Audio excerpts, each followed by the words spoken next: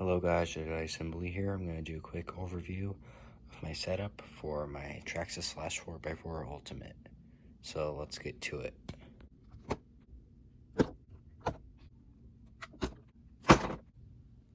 Okay guys, for the power systems, I'm just running the stock Traxxas electronics for now.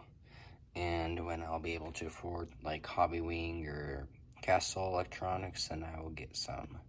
But I don't have $200 to, no, $300 to spend on the servo, speed controller, motor, and a battery that would be more suitable for a higher grade electronics. So that's what's going on electronics wise. For the suspension and driveline system, I'm just running stock. Plastic drive shafts have worked fine for me. I've heard people complain about them, but I'm not too hard on my RCs compared to some others. So yeah, plastic works fine for me. This is the Slash Ultimate, so it does come with the aluminum caster blocks and hub carriers and all those. Yeah, shocks, same setup. I put it on the hardest setting, so it will drop more satisfying.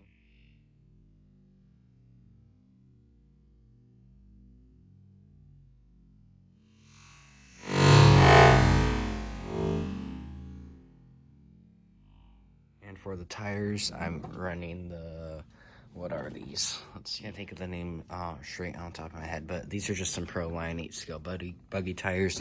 I needed to get the 17mm hex conversion. That's just the normal Traxxas one. I've tried others, but it's not as good quality. Like, I've tried a different brand on these, and it just kept flying off every 2 seconds. So, yeah. Servo, just running the stock one. The one that comes on the Ultimate is fine, but the one that comes on the normal Slash, like the Slash VXL, really needs to get upgraded and can burn out quick.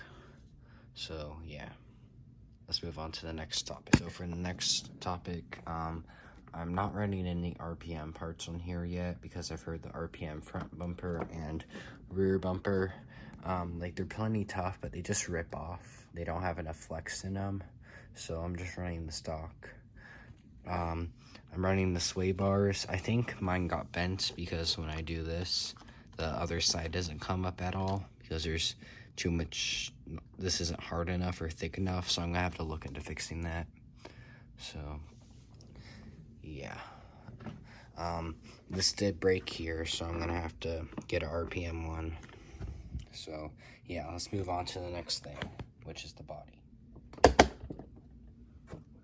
That never gets old. Okay, for the body, I'm running the Proline Flowtech body. I just like the looks compared to the normal one. I'm not a fan of the paint job on the one that comes on the Slash Ultimate. It's just a little too much. Yeah, if you're wondering what these are, I drilled the holes in the wrong place, so I had to cover them up with stickers. I did manage to put the clipless system on, because even with the Proline clipless system, it still rips through the body, even with Shugu and drywall tape. So I just put the clipless on and it works great. Got some random stickers here. Here's my local hobby shop, Jack Wagons RC, another one, JTRC, and then just got another brand.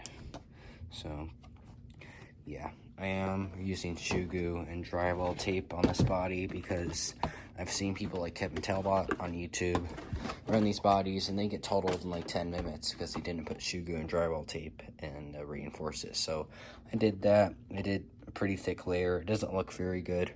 It gets the job done. Like, I ran out of Shugu, so in some places I had to use hot glue.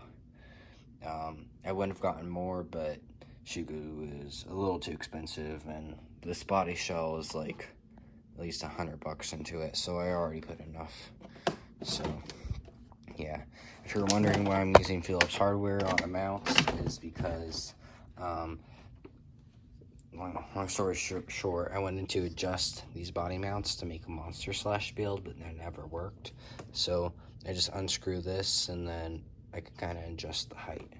So yeah, that's the section for my body shell. Okay, and to wrap things up, I'm just using the normal controller that came with the car. I think it's pretty decent because it comes with a Bluetooth link. I was gonna link up this Dumbo RC radio, but for some reason it just stopped working, which is unfortunate. If you were wondering what this monstrosity is, I just got creative with paint, but yeah. And I am running the normal charger. It works fine for me. I heard they kind of poop out after a while, but it's working fine. To paint this body, I used the white part paint and the brilliant blue part paint. So yeah, that's what I used for this, if you're wondering. As you see, it's already scratched, but yeah. I'm also using the stand to display this car, which goes together really nice with the blue. And with gearing, I geared one tooth down on my pinion gear. So yeah, it isn't crazy fast, but the tires that are on this are a little bigger than the stock tires. So if you don't know this, if you get bigger tires on an RC, you might have to gear down a tooth or two, so it doesn't put extra strain and stress on the motor, because putting bigger tires on is just like gearing it up more.